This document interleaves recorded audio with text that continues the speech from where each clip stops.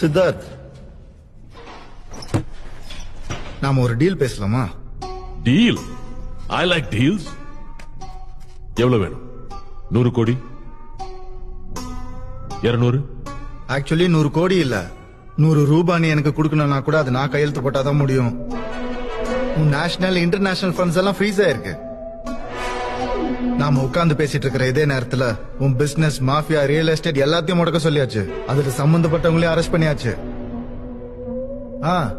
நீ ஆசாசியா பிசினஸ் பண்ணணும்னு நினைச்சே சுகர் மெடிசன், அதுக்கும் பேட்டன் ரைட் மணிமேகலை பேர்ல எடுத்தாச்சு.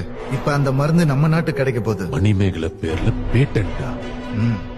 அவளுக்கு இந்த ஃபார்முலா கூட என்னன்னு தெரியாது. அவ ஏதோ வளர்னான்றதுக்காக பேட்டன்ட்டே மாத்திருவியா நீ?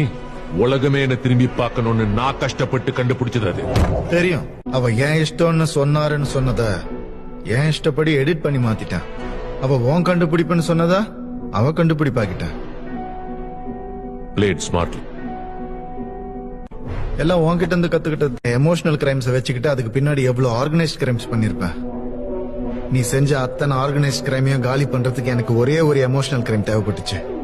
நீ செஞ்ச 1000 தப்புக்கு உன்னை தண்டிக்க நீ செய்யாத ஒரு தப்பு தேவைப்பட்டுச்சு. அதனால வந்த எமோஷனை பாக்குறியா?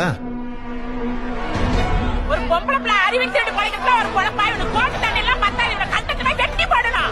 அவன் மட்டும் என் கையில கிடைச்சான்னு வச்சுக்கோங்க, அவனை அடிக்கிற அடியில விளக்கு மாதிரி பிச்சு போயிடும். செருப்பால அடிக்கணும். ஒரு விஞ்ஞானி மேதாவி. இவன் கெட்ட கெட்டுக்கு பத்மஸ்ரீ பட்டம் வேற. முதல்ல அந்த பட்டத்தை பிடிக்கிட்டு இவனை தூக்க தொங்க விடலையா? ஃபங்க்ஷன்ல பக்கத்துல உட்கார்ந்து இருந்தாரு. நான் சிரிச்சு பேசினேன். அதை வச்சு நீங்களா லிங்க் பண்ணா நான் பொறுப்பு கிடையாது. அவரை இதுக்கு முன்னாடி நான் பார்த்ததும் இல்ல, ஒரு தொடர்பும் கிடையாது. அவரை பத்தி இனிமே என்கிட்ட கேட்காதீங்க. நான் என் வாழ்க்கை மொத்தம் நீ ஆர்கனைஸ் கிரைம்ன்ற பேர்ல மறைமுகமா 1000 பேரை சாவடிச்ச, எல்லாரோட வாழ்வாதாரத்தையும் காலி பண்ணு சொல்ல போனேன்னு வச்சுக்கோ, போய் வேலையை பாருங்க சார்னு சொல்லிருப்பாங்க. ஆனா இன்னைக்கு அதே மக்கள் கிட்ட ஒரே நாள்ல உனக்கு திருடன்ற பட்டம் வாங்கி கொடுத்துட்டேன். அதுவும் அறிவு திருடன்ற பட்டம்.